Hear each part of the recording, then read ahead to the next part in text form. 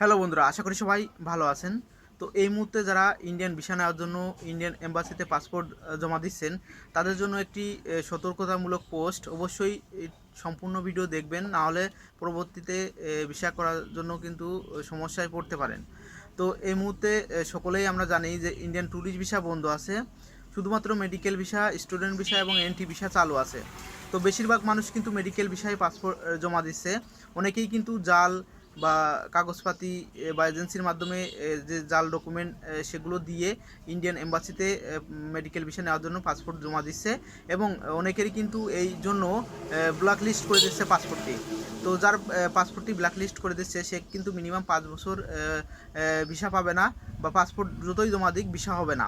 তো 5 বছর পরে চেষ্টা করার পরেও হয়তো হতেও পারে, নাও পারে ভিসা। তো অবশ্যই আপনারা একটু সাবধান হবেন, যে এখন বর্তমানে কিন্তু অনেকেই মেডিকেল ভিসা জাল ডকুমেন্ট দিয়ে জমা দিচ্ছে, এজেন্সির মাধ্যমে কাজগুলো করে জমা দিচ্ছে।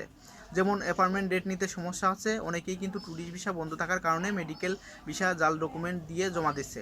তো এখন স্টুডেন্ট ভিসায়ও অনেকেরই ব্লক লিস্ট করছে, এনটি ভিসারও ব্লক লিস্ট করছে, এবং মেডিকেল ভিসার কিন্তু ব্লক লিস্ট করছে, বর্তমানে এই মুহূর্তে করছে। তো অনেক আগে কিন্তু মেডিকেল ভিসা জমাদারীদের কিন্তু ব্ল্যাক লিস্ট করছিল, যারা এক হসপিটালের অ্যাপয়েন্টমেন্ট নিয়ে অন্য হসপিটালে দেখিয়েছে তাদেরকেই কিন্তু ব্লক লিস্ট করে দিচ্ছিল। তো অনেক আগে, তারপর কিন্তু ওয়েবসাইটে একটি সতর্কতামূলক পোস্ট দেখার পরে অনেকেই কিন্তু সতর্ক হয়ে যায়, যার কারণে আর মাঝে অনেক দিন কিন্তু এই ব্লক লিস্ট ব্যাপারটা বন্ধ ছিল। তো হঠাৎ ট্যুরিস্ট ভিসা বন্ধ থাকার কারণে মেডিকেল ভিসার উপর চাপ পড়েছে, অনেকেই এজেন্সির মাধ্যমে ডাল ডকুমেন্ট দিয়ে মেডিকেল ভিসা করছে।